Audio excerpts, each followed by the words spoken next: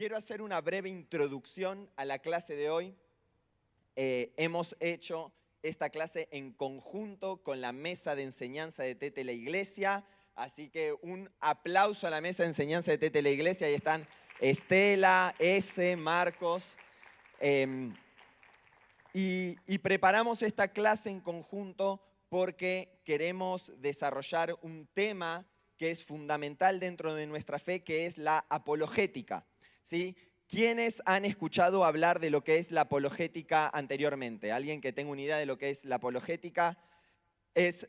La apologética es algo que, bueno, no muchos, no sé si muchos no levantaron la mano tal vez, pero es algo que cada vez más, y creo que también debido a las redes sociales, el streaming y los shorts de Instagram y de TikTok, está resultando cada vez más popular, pero necesitamos entender que la apologética no es algo que necesitamos hacer porque está de moda, sino que es una demanda bíblica para todo aquel que se llama discípulo de Cristo. Y para eso necesitamos definir y primero entender qué es lo que queremos decir cuando hablamos de apologética, porque si el cartel dice esta es una masterclass de apologética, una clase abierta para todos los que están. Entonces, la palabra apologética por definición proviene del griego apología, que significa defensa o respuesta razonada, ¿sí? Una respuesta que proviene de una mente que razona, de la razón, de la lógica, ¿sí? Y particularmente este significado, defensa o respuesta razonada, es una palabra exactamente que está en la Biblia. Y está en la Biblia en 1 Pedro 3.15. 1 Pedro 3.15 es uno de los pasajes centrales que vos vas a escuchar cada vez que nosotros hablemos o cada vez que escuches hablar de la apologética. Porque 1 Pedro 3.15 dice: santifiquen a Cristo como Señor en sus corazones, estando siempre preparados para presentar defensa ante todo el que les demande razón de la esperanza que hay en ustedes, pero háganlo con mansedumbre y reverencia. Entonces, la apologética es una disciplina que nos permite presentar defensa o argumentar razonablemente o lógicamente por qué creemos las cosas que creemos. ¿Por qué creemos que Jesús es Dios? ¿Por qué creemos que la Biblia es veraz? ¿Por qué creemos que Dios existe? La apologética es la disciplina que te va a permitir entregar respuestas lógicas, respuestas razonadas a ese tipo de preguntas. Es decir, que la apologética es una disciplina en la cual vos te vas a encontrar con argumentos. Pero con esto queremos empezar y decirte que el conocimiento y los argumentos no son el fin por el cual nosotros estudiamos y nos preparamos en apologética.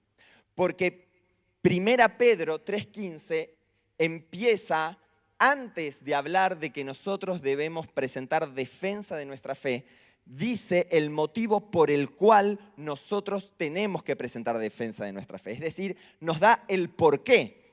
Y 1 Pedro 3.15 empieza diciendo: santifiquen a Cristo como Señor en sus corazones. ¿Y qué queremos decir con esto? Es que la apologética en última instancia no se trata de argumentos, sino de adoración. Y lo que nosotros queremos con esta masterclass es, más que darte argumentos para que vos puedas debatir con otros, es que vos puedas salir de acá con un corazón más encendido de adoración por el Señor. Y de hecho, déjame hacerte una invitación, que cada vez que escuches todos los argumentos que se te van a presentar de la defensa de nuestra fe en esta clase, antes que pensar en cómo aplicarlos en alguien más, que esta pueda ser una clase donde entres en conversación con tu propia fe. Y antes de querer entrar en conversación con otros sobre la fe, que primero puedas animarte a sacar todas esas preguntas oscuras y que muchas veces no nos queremos preguntar, que escondemos dentro de un placar porque no sabemos la respuesta, pero déjame decirte una cosa: Jesús nunca evadió una pregunta que ha nacido de un corazón sincero.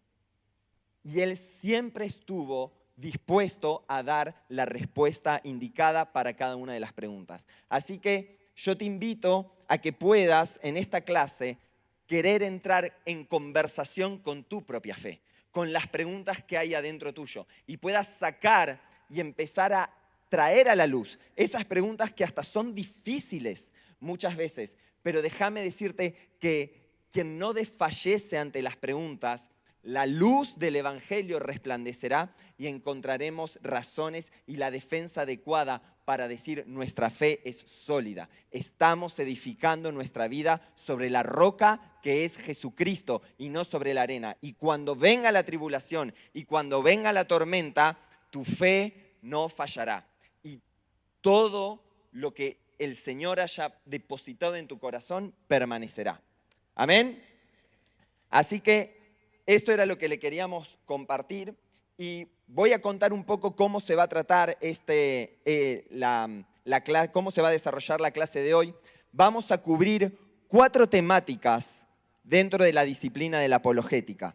Para cada temática vamos a intentar tener una pequeña enseñanza de media hora, así que las enseñanzas van a ser profundas, intensas y rápidas. Así que yo te aconsejo y espero que hayas traído algo para anotar, porque esta es una clase para anotar. Y nosotros en la primera temática vamos a hablar de la existencia de Dios y vamos a entender por qué creemos que Dios existe y por qué creemos que es lógico y razonado creer en la existencia de Dios. En segunda instancia vamos a hablar de la veracidad de las Escrituras, por qué creemos que lo que la Biblia dice es verdad o es veraz. En tercer lugar vamos a hablar de la humanidad y la resurrección de Jesús.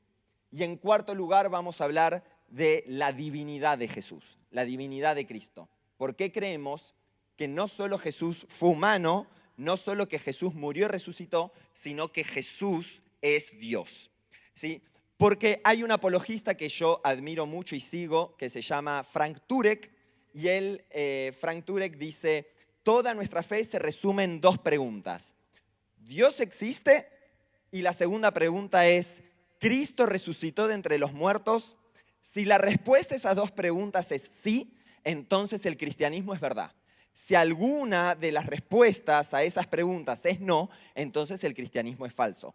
Por lo cual, esta clase se va a enfocar en responder o cómo nosotros podemos responder o cómo llegamos a la conclusión de que esas 2 preguntas tienen una respuesta afirmativa. ¿Está bien? Así que la primera sobre la existencia de Dios voy a estar yo compartiendo. Después va a venir Estela a compartir sobre la veracidad de las Escrituras. Después Marcos sobre la humanidad y resurrección de Jesús. Y por último, va a defender la divinidad de Cristo. Muy bien, ese es el mapa didáctico que vamos a tener el día de hoy. Así que abróchense los cinturones porque vamos a ir profundo en las Escrituras. Activen el cerebro porque ahora se viene, yo no sé si viniste dormido, pero sacudí así un poco la cabeza el que había venido dormido, porque ahora va a entrar conocimiento en tu cerebro, pero no se va a quedar ahí, sino que va a encender de adoración tu corazón. ¿Amén? Amén. Porque nosotros no estamos locos. En realidad sí estamos locos de amor, pero todo lo que conocemos de Cristo en realidad enciende nuestro corazón en adoración. Así que manos a la obra o manos a la Biblia y vamos a ir con todo. Entonces, nuestra primer sesión es hablar sobre la existencia de Dios. Y es esta gran pregunta, ¿realmente existe Dios? Y yo te quiero compartir 3 argumentos donde creer en Dios es tu mejor opción. Podés no hacerlo, pero a partir de estos 3 argumentos, creer en Dios es tu mejor opción porque es la opción más lógica y razonada. Así que cuando alguien te diga que creer en Dios es ilógico, vos decirle, yo te voy a dar 3 argumentos por los cuales creer en Dios no solo es lógico, sino que es la mejor opción.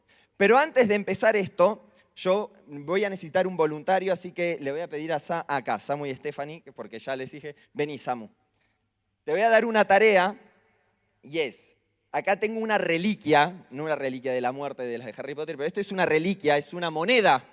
En nuestro país esto ya pasó a ser una reliquia, ¿no? Esta moneda tiene dos caras, cara y seca. Entonces lo que yo te voy a pedir es que vos estés desde ahora hasta que yo te diga, tirando la moneda para arriba y anotando cuántas veces lográs sacar cara de manera continua. Y que después me digas en qué número de intentos lograste la mayor cantidad de caras. ¿Sí? Muy bien, entonces Samu lo que va a hacer es que va a tirar la moneda y cada vez que le sale cara va a anotar y si le sale seca va a decir empiezo de vuelta y así sucesivamente. ¿Está bien? Entonces ahora nosotros tenemos dos desafíos. El primero es prestar atención a lo que voy a hablar y el segundo es que no te distraigas con Samu mientras esté tirando durante la próxima media hora la moneda para arriba. ¿Ok? 3 argumentos en donde creer en Dios es tu mejor opción. Hay muchos argumentos, si uno busca en YouTube, hay muchos argumentos para defender la existencia de Dios. De hecho, yo vi un video donde presenta más de 10 argumentos. Pero de esos 10 elegí 3 porque creo que son los más interesantes y pertinentes para compartir en el tiempo que tenemos disponible. Y los 3 argumentos sobre la existencia de Dios que voy a compartir son los siguientes, que están ahí. El primer argumento se llama el principio, que es el argumento cosmológico. ¿Sí? La palabra cosmos, ¿sí? Viene de la palabra el orden de las cosas creadas, ¿sí? Y es algo que tiene que ver con el origen del universo. El argumento número 2 es el argumento teleológico. ¿Sí? El argumento teleológico nos habla del diseño, el diseño del universo, cómo pareciera que las cosas son como son, no por casualidad, sino por un diseño. Y el tercer argumento es el argumento de la moral, que se llama argumento moral. ¿Sí? Y vamos a ver que el argumento 1 y el número 2 tienen bastantes datos científicos que nos van a ayudar a comprenderlo y a entender la lógica de la existencia de Dios detrás de ellos. Y el número 3 obviamente tiene un corte o un carácter mucho más filosófico que vamos a intentar de meternos sin que se nos haga una enredadera en la cabeza. ¿Vamos bien hasta acá? Entonces vamos a hablar del argumento cosmológico, el argumento teleológico y el argumento moral. Anotá, argumento cosmológico, teleológico y moral. ¿Vamos bien, Samu? Ahí va anotando. El argumento cosmológico, el primero de los argumentos, dice así. Antes de avanzar, déjame decirte qué es lo que vamos a hacer con cada uno de estos argumentos. Nosotros vamos a ver y vamos a identificar, este es nuestro objetivo para cada uno de los argumentos. Vamos a identificar la secuencia lógica que hay en cada uno de los argumentos. Y como segundo objetivo para cada uno de los argumentos, vamos a comprender cuál es la lógica dentro de esa secuencia. ¿Sí? Entonces, acordate de esto, vamos a identificar la secuencia lógica del argumento y vamos a comprender cuál es la lógica de la secuencia. Parece un trabalengua, pero no lo es. Ya empezamos. Yo les dije que había que tener las neuronas activadas. Entonces, ¿qué nos dice el argumento cosmológico? Y este es un argumento que ha sido muy popular últimamente con algunos defensores de la fe en Internet, porque el argumento cosmológico afirma que el universo, espacio, tiempo y materia, tuvo un comienzo real y por lo tanto requiere una causa que trascienda todo lo que comenzó a existir. Eso es cómo explicar el argumento cosmológico. ¿Sí? Pero ¿cuál es la secuencia lógica? Esto de secuencia lógica es algo que viene de la filosofía griega propiamente de Aristóteles, lo que él llamó silogismos lógicos. Son dos premisas que al unirlas te conducen a una conclusión lógica. Y van a ver que todos los argumentos que vamos a presentar tienen una secuencia lógica de dos premisas que por ser verdaderas entonces nos llevan a una conclusión lógica. Y la secuencia lógica dice, punto número 1, todo lo que comienza a existir tiene una causa. Punto número 2, el universo comenzó a existir. Punto número 3, por lo tanto, el universo tiene una causa. Entonces, el argumento cosmológico nos presenta dos partes muy importantes que nosotros tenemos que aprender. La parte A dice que hay un comienzo de la existencia. Es decir, que todo lo que existe tuvo un comienzo. Todo lo que existe tiene que tener una causa de su existencia. Nada puede existir sin una causa que lo haya llevado a existir. Esto no quiere decir que todo lo que pasa tiene una causa, sino que todo lo que existe tiene una causa original por lo cual comenzó a existir. ¿Sí? Y el punto número B es, ahí como hablábamos, dos puntos. El punto número A es el comienzo de la existencia, es decir, que todas las cosas en algún punto comenzaron a existir y que la existencia entonces, el punto número B es que tiene una causa. ¿Cómo hablamos de esto en cuanto al universo? Vamos al punto número A. Dice, el comienzo de la existencia del universo. Decía que el universo, tiempo, espacio y materia, todo tuvo que tener un punto de origen o una causa original. El universo es el tiempo, el espacio y la materia se le llama el continuo del universo. ¿Por qué? Porque todo está compuesto por estos tres elementos, los cuales no pueden existir uno sin el otro y los cuales los tres tuvieron que comenzar a existir en el mismo tiempo o en el mismo momento. ¿Qué quiero decir con esto? Si nosotros tenemos materia, pero no tenemos espacio, ¿dónde pondríamos la materia? Si nosotros tenemos espacio y tenemos materia que comienzan a existir, ¿cuándo pondríamos la materia? Por lo cual, tiempo, espacio y materia son los tres continuos del universo que comienzan a existir simultáneamente al mismo tiempo. Y de hecho, esto es algo muy relevante, que al día de hoy, prácticamente, no todos, pero la mayoría de los científicos y de los filósofos creen y afirman que el universo tuvo un punto de inicio. Y para eso traje una frase de un ateo, uno de los más conocidos, el que hablaba todo así con la computadora, que aparecía en Los Simpsons, aparecía en todos lados, es Stephen Hawking, ¿sí? Uno de los físicos teóricos más famosos del universo que hablaba a través de la maquinita, y él dijo, casi todos los científicos concuerdan que el universo y el tiempo mismo tuvieron un comienzo en el Big Bang. Y ahora dirás, Big Bang, mala palabra, sacalo de ahí, eso. Y les vengo a decir una cosa, hasta los cristianos creemos en el Big Bang. ¿Saben por qué? Porque el problema no es el Big Bang. La diferencia entre los que creen entre el Big Bang y el Big Bang de los cristianos y el Big Bang de los ateos es que nosotros sabemos quién hizo el Bang. Esa es la gran diferencia. Pero el Big Bang no explica el porqué del universo, simplemente nos dice cómo comenzaron a existir. Pero el argumento cosmológico busca entender por qué las cosas comenzaron a existir.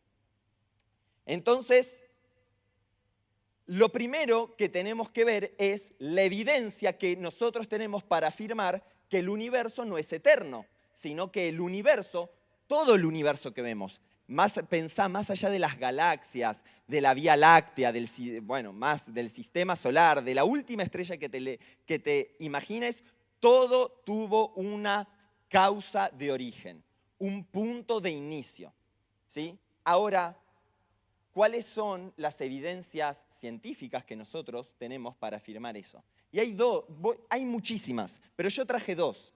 La primera es la segunda ley de la termodinámica, que se llama la ley de la entropía.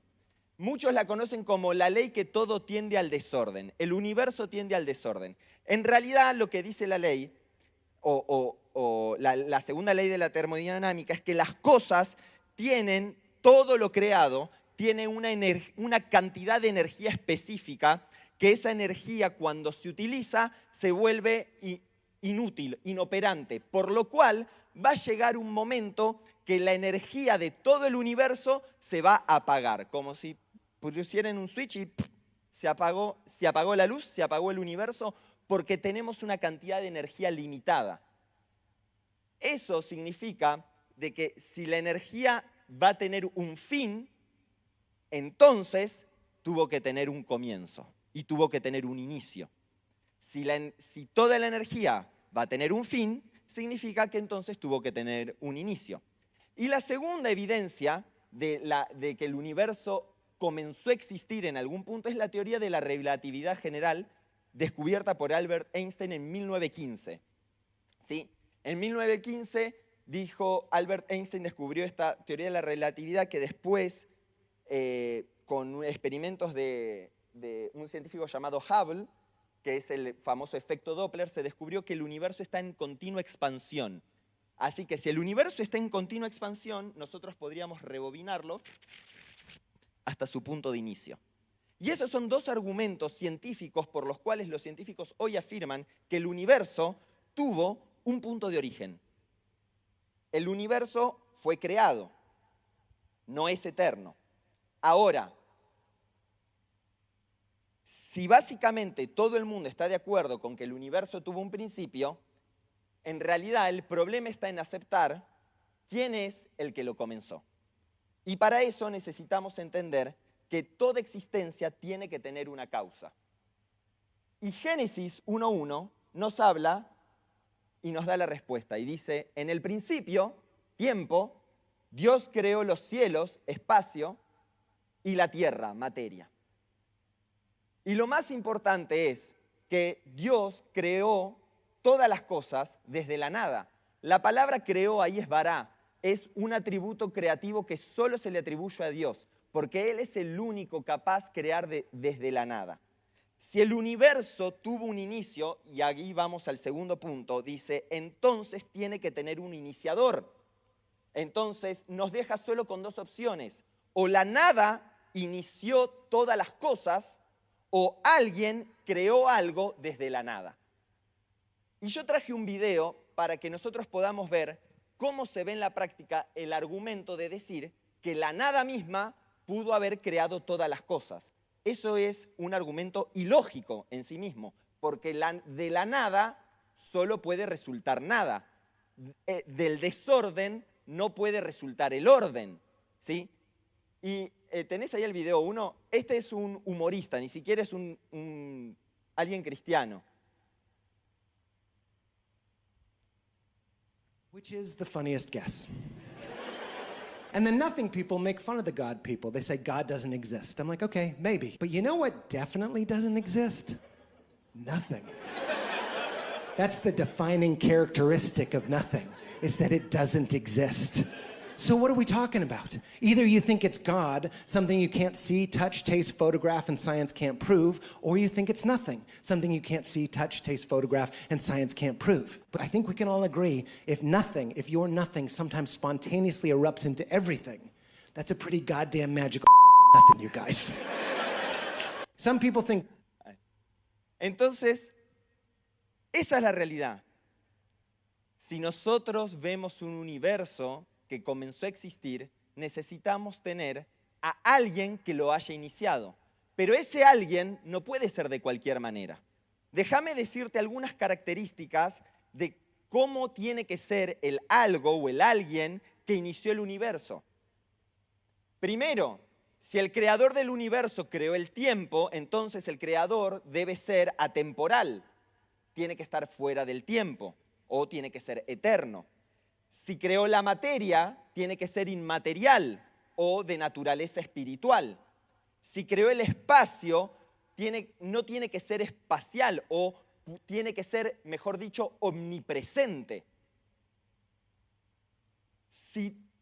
Si el Creador produjo todo lo que nosotros vemos visiblemente, eso significa que debe ser una fuente creadora poderosa, pero al mismo tiempo tiene que ser una fuente personal porque Él eligió crear. La pregunta es, ¿por qué hay algo en vez de nada? Entonces el Creador eligió crear. Pero además de ser personal, tiene que ser inteligente porque tuvo que tomar una decisión para crear. Ahora, déjame hacerte una pregunta.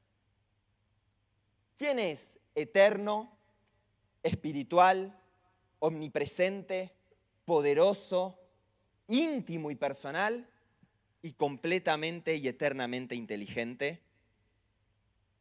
El Creador, por lógica y por razón, es a quien nosotros llamamos Dios.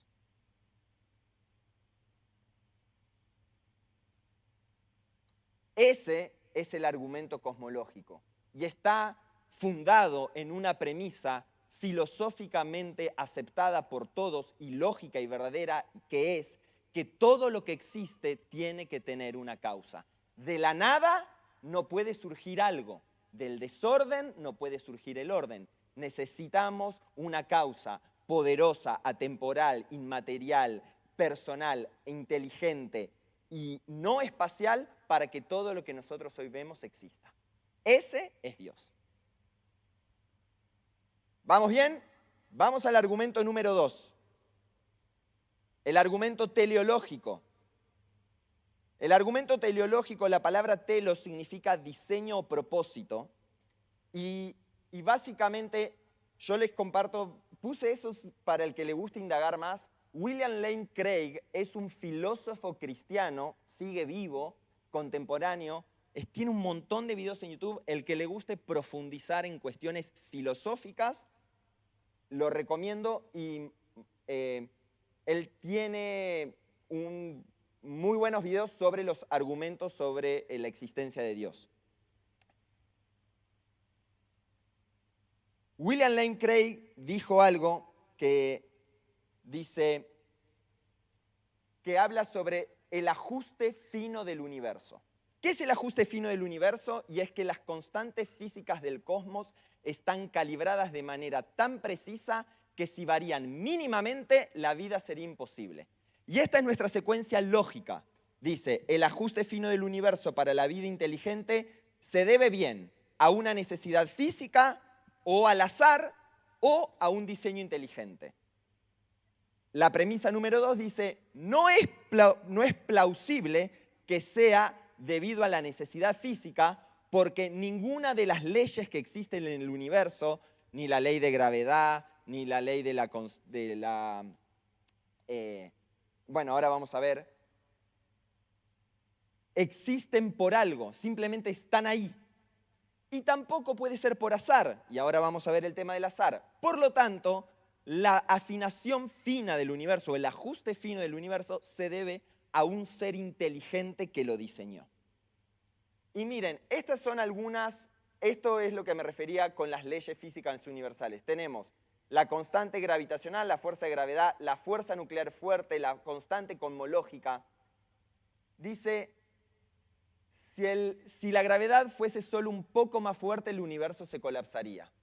Si la fuerza nuclear es la fuerza que une los protones con los electrones en los átomos, dice que si variaría por un 0,5%, no existirían cosas como el carbono o el oxígeno, que son imprescindibles para la vida.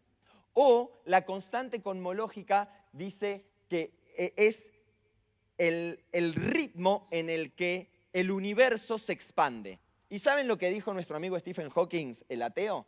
Dice que si la velocidad de expansión después del Big Bang hubiese sido en diferente, dice, en menor en una parte en 100.000 millones de millones, el universo habría colapsado de nuevo antes de alcanzar su tamaño actual. Pero esto no solo existe en las constantes del universo, el ajuste fino existe en todo lo que vemos. Miren, la Tierra está, ahí tenés el dibujo del sistema solar. La Tierra en nuestro sistema solar está en una zona exactamente delimitada que se llama la zona habitable. Si estuviésemos un poquito más cerca del Sol, nos moriríamos quemados. Si estuviésemos un poquito más lejos, nos moriríamos de frío. Eso se llama la Golden Zone o la zona ricitos de oro.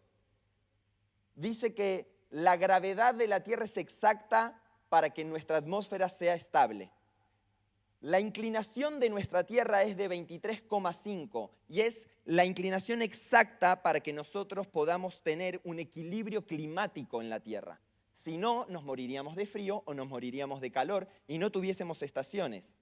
La rotación de la Tierra, que dura 24 horas, es exacta para mantener el equilibrio térmico entre el día y la noche.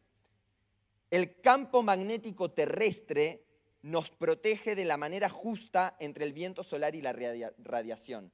La atmósfera es exacta. Si nosotros tenemos 21% de oxígeno en nuestra atmósfera, si tuviésemos más, nos moriríamos quemados por incendio. Si tuviésemos menos, no podríamos respirar. Y de hecho, nuestra posición en el sistema solar es exacto. Júpiter, un planeta enorme que a nadie le interesa, es nuestro gigante defensor. Nosotros solo existimos porque Júpiter está en ese exacto y hermoso lugar puesto por azar. Júpiter absorbe todos los meteoritos que hubiesen venido y chocado contra la Tierra. De hecho, el famoso remolino que vemos ahí abajo, ese es un meteorito que hubiese venido contra nosotros y gracias a Júpiter, Júpiter lo absorbió y nosotros hoy seguimos existiendo. Ahora, ¿no podría ser azar? Estas cosas podrían haber surgido simplemente por casualidad. Bueno, eso es una respuesta que nos lo puede dar la matemática. Y de hecho, Samu nos está acá haciendo la cuenta. Hace 50 años se creía que solo 3 variables eran necesarias para que un planeta sea habitable.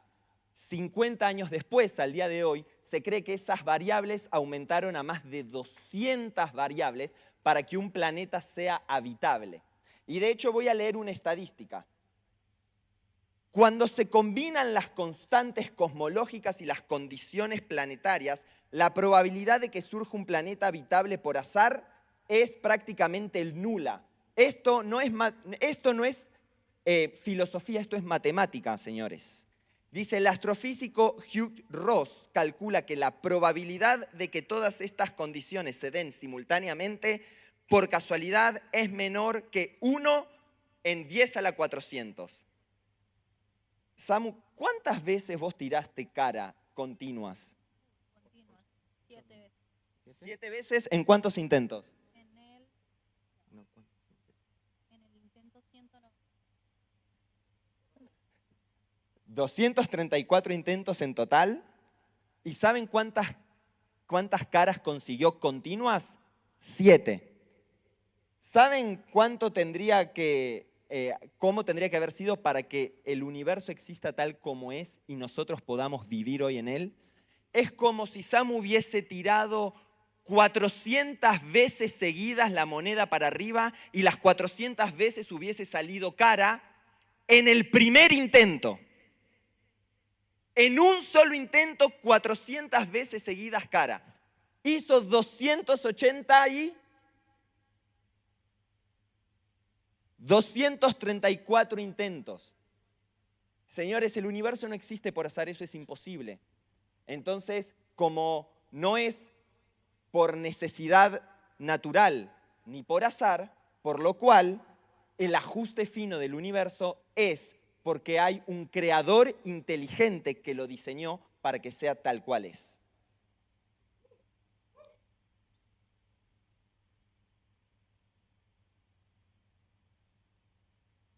Tenía muchas más cosas para contar, pero vamos a pasar al próximo porque ya se me acabó el tiempo. Y yo les dije que iba a ser intenso. Así que, y este fue el primero, no se imaginan lo que vienen después. El último argumento es el argumento moral. Y el argumento moral es el de, sí tengo una imagen que quisiera pasar. La que son las dos fotos. Y es el Salmo 103. Dice, el Salmo 103 dice, porque como están de altos los cielos sobre la tierra, así de grande es su misericordia para los que le temen, como está lejos del oriente del occidente, así alejó de nosotros nuestras transgresiones. Lo que ven a la izquierda no es una galaxia, es un iris de un ojo humano. Ese es el diseño cuando tiene un ultra zoom. Y lo que ven a mi derecha no son neuronas. Esa es una foto del telescopio Hubble cuando le pidieron que haga una foto en profundidad de las galaxias y superpusieron todas las fotos, se dieron cuenta que las galaxias forman una red de conexión intergaláctica, formando ese tipo de imagen. Y saben que el Dios creador e inteligente no solo creó las galaxias infinitas que nosotros no podemos llegar a comprender, creó el detalle hermoso y minúsculo que incluso vemos en un bebé dentro del vientre de su madre. Este argumento nos da el pie para entender que la vida, tal cual como la conocemos, vale la pena cuidarla. Es digna de ser preservada. Y eso nos une al argumento moral. Porque el argumento moral dice, si Dios no existe, no existen los valores ni los deberes morales objetivos. Premisa 2, los valores y los deberes morales objetivos sí existen. Por lo tanto, Dios existe. Y voy a cerrar con este video porque creo que es lo que más nos ayuda a explicar el argumento moral. De que todos en nuestro interior tenemos un criterio y un pensamiento de lo que es justo y lo que es injusto. Y muchas veces te vas a encontrar con personas que te van a decir, en realidad la moral es algo subjetivo que depende de cada uno de los hombres. Y cuando eso pase, ¿dónde estamos hoy? Vení, vos vas a ser mi ateo moral subjetivo.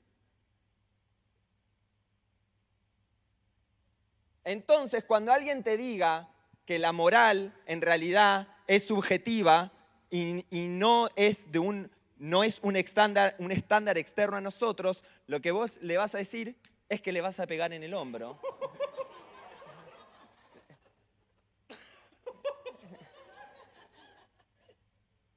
Entonces, la moral deja de ser subjetiva cuando nos duele a nosotros.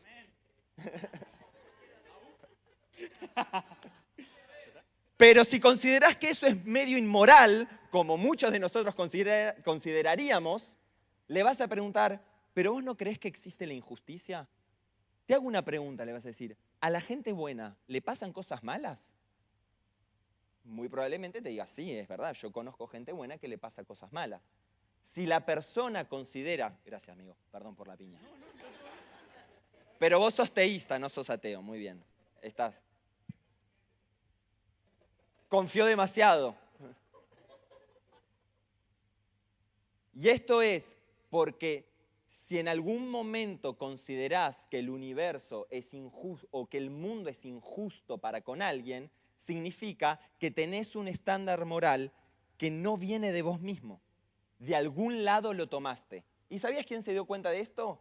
C.S. Lewis, el famoso autor de las Crónicas de Narnia. Él dijo algo así. Como ateo, mi argumento en contra de Dios es que el universo se veía tan cruel e injusto. Pero ¿cómo yo había obtenido esta idea de justo e injusto? Un hombre no llama a una línea despareja, como la que vemos ahí, a menos que tenga una idea de una línea recta. Y la pregunta es, ¿con qué estaba yo comparando el universo cuando lo llamaba injusto? Cualquier persona que en su interior reconozca que algo es injusto, significa que hay una moral que le fue dada. La moral no existe por los seres humanos, existe a pesar de los seres humanos. Matar personas es malo, estés vos vivo o no estés vos vivo.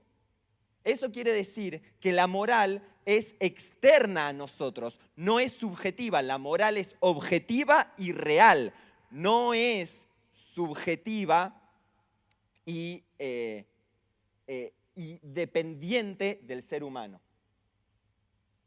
Entonces, si existe una moral externa a nosotros, objetiva, que existe a pesar de nosotros, la pregunta que nosotros debemos hacernos es, ¿cuál es la fuente de ese estándar moral? ¿De dónde tomaste tu estándar? Y con esto termino. Punto número 1. No puede provenir de la materia porque la materia carece de propósito y de valor intrínseco.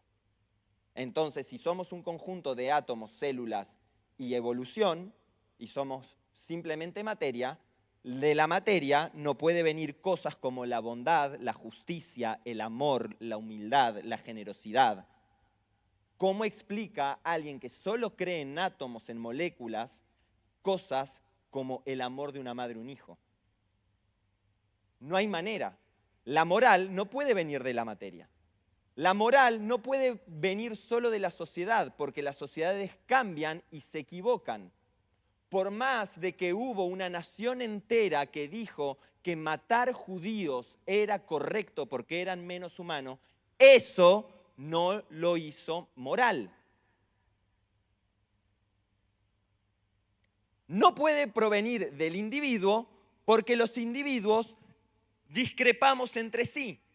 Una moral subjetiva no es más que una discusión de opiniones. Eso se lo tomé a Frank Turek. La única explicación adecuada es que el bien y el mal tienen una fuente objetiva, una fuente racional y necesaria a la que llamamos Dios.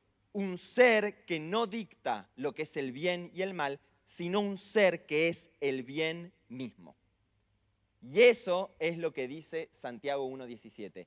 Toda buena dádiva y todo don perfecto viene de lo alto, desciende del Padre de las luces, en quien no hay cambio ni sombra de variación. Él es la bondad, Él es el estándar de justicia, Él es nuestro estándar de honestidad, Él es el estándar de mansedumbre, de humildad, Él es el Dios creador, Él es el diseñador inteligente, Él es la moral que este mundo necesita. Y por eso, creer en Dios con estos 3 argumentos es tu mejor opción.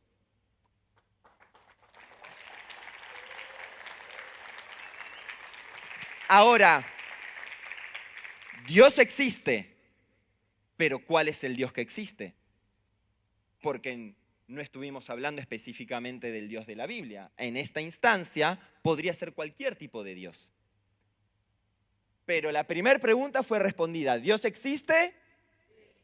La segunda pregunta es la que viene ahora. ¿Quién es Jesús? Y si Jesús resucitó de los muertos, entonces el Dios que existe no es cualquier Dios. Es el Dios que está descrito en ese libro que vos tenés que se llama Biblia.